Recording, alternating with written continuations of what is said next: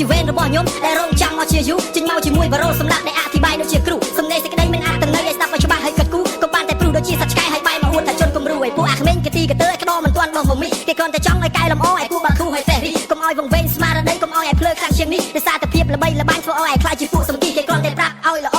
តែពួកវាវិញនិយាយប៉ភ្លើស៊ីបងក្តោវាមិនយល់តម្លៃចេះតែតែស្គរប្រាគ្រូឲ្យគិតមើលឲ្យចង់ឈប់ឬចង់បន្ត bitch អញថាចង់នឹងឲ្យស្ងៀមហើយមិនចង់បង្កចំនួនប៉ុន្តែពួកវាវិញ